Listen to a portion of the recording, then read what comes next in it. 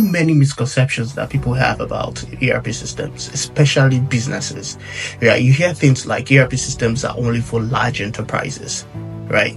Now, I would say, come in, just hear me out. Now, I would say while large enterprises do benefit from ERP systems, I'm not disputing that fact, right? SMEs, small medium scale businesses, stand to gain significantly from these solutions, right?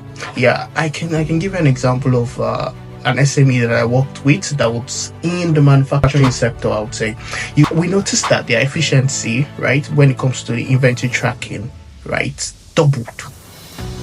It doubled significantly, and when I say significantly, I'm talking about literally doubled. And this improved their process, in which in turn saved them money.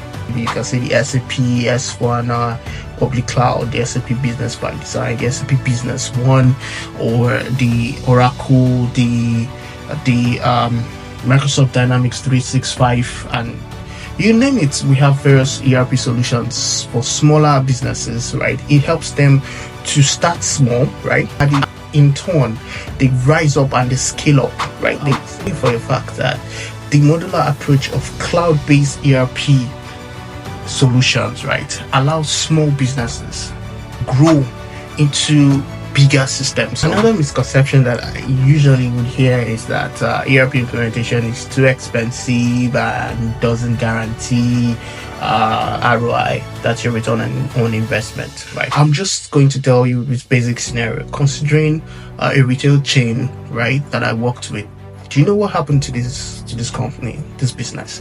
What happened was that they reduced their order processing error by 40% within 6 months of implementing an ERP system, right?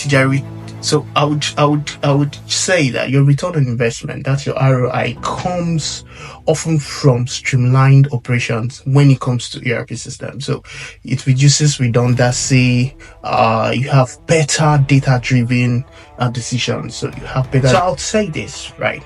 Think of ERP as a strategic investment rather than a cost.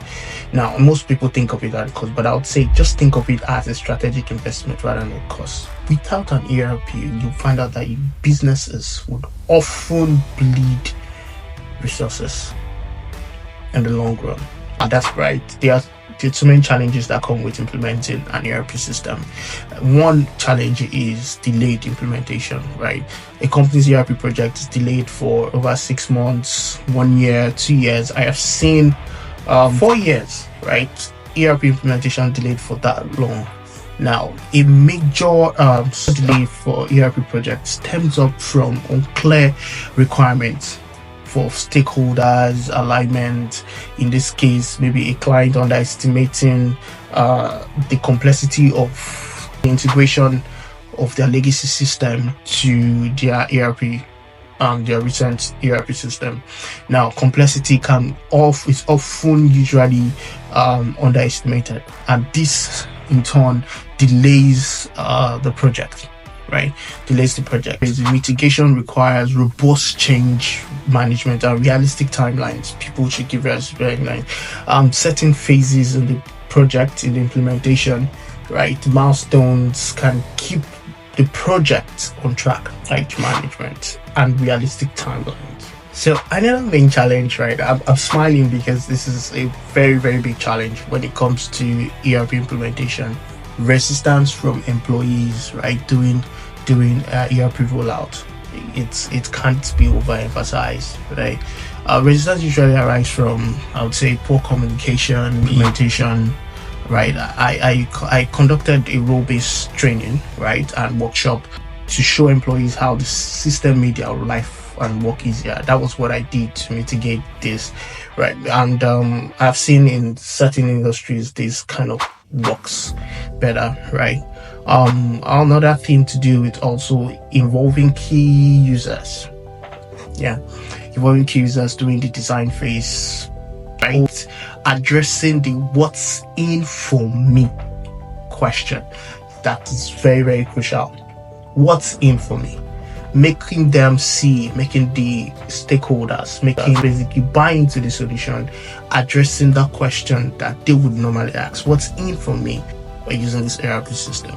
Yeah, and I can tell you for a fact, I won't want to mention stakeholder from my experience. You're asking me who are the stakeholders. Number one, I can say you are a CFO, right, of a reputable company. You're also a strong business leader, right? CFO, strong business leader. Both of you are stakeholders when it comes to implementing an ERP system. Now, what I would do to mitigate this is show you the system and show you. Now, I'll say to you, right, the value of an ERP system cannot be overemphasized. I'll give you a success story of one CFO that I worked with some years back. Before implementing the ERP system, right, their inventory management was chaotic. This is what he said to me. He said, "Lemty, I'll tell you for a fact that before the ERP came on board that we're using currently, our inventory management was chaotic. After implementing that ERP system, I think what they implemented was Dynamics 365. Our stock out dropped by 60%, and we had real-time insight into our inventory levels across all warehouses."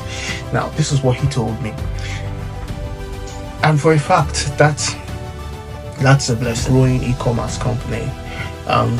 She actually shared her success story with me, and it was nice to hear.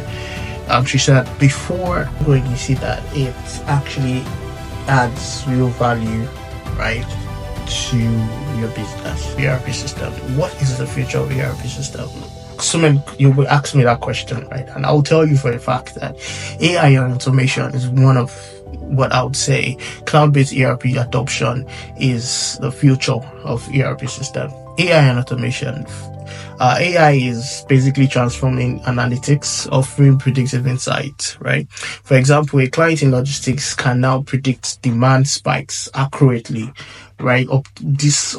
Basically optimizing their fleet operations, right? Cloud-based ERP adoption. Cloud ERP is the future, right? And as you can see from some ERP vendors like SAP, for example, Microsoft Dynamics, they've all tweeted towards the cloud-based ERP, contrary to the on-premise state, right? Cloud-based ERP is the future. Scalability, the cost efficiency, and the remote accessibility makes it a game changer, I would say, especially post pandemic, right? Since the pandemic, it's been a game changer. 3 tips I would like to give, right, for business considering implementing an ERP solution, right? 3 tips. Number 1, know your pain point and align ERP goals with business strategies. 2, right, focus on data quality, right? Poor data undermines even the best ERP implementations. Even if you have the best ERP consultants, the best stakeholders and everything, once you have poor data, it undermines the best ERPs, right? It makes it look like this ERP is not working. 3, right, choose a solution that's future-proof and flexible, right? Avoid shortcuts during implementation. This, I'll repeat, avoid shortcuts during implementation, right? Thank you for having me.